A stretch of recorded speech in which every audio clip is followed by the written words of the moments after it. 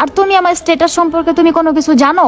আইসে আরে তুমি কি আমাদের সম্পর্কটা এইদিকে বিচ্ছেদ করে দিবা? তোমার কি মাথায় আছে আমাদের রিলেশনের বয়স 5 বছর? আর তুমি সাধারণ আমার বাবার এটার জন্য তুমি আমার সাথে রিলেশন ভাঙিয়ে দিবা? শোনো, একটা কথা বলি, আমি এই যে এত বড় কিছু হয়েছি আর এই সব কিছুর পিছনে আমার ওই দারোয়ান বাবাটারই অবদান আছে, বুঝছো? আচ্ছা ঠিক আছে, তুমি যেহেতু আমার বাবার এই চাকরিটা মাইনে নিতে পারবে না, ওকে, লাগবে না তোমাকে, তুমি থাকো।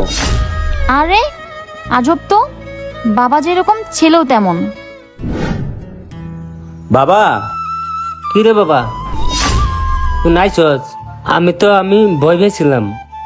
ওই ম্যাডামটা কি তোর পরিচিত? হ্যাঁ আমার পরিচিত, সে আমার গার্লফ্রেন্ড হয়।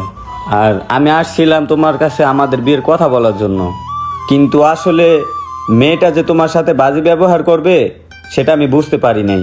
বাবা, তুমি আমার মাফ করে দিও, আমি তোমার ওর সামনে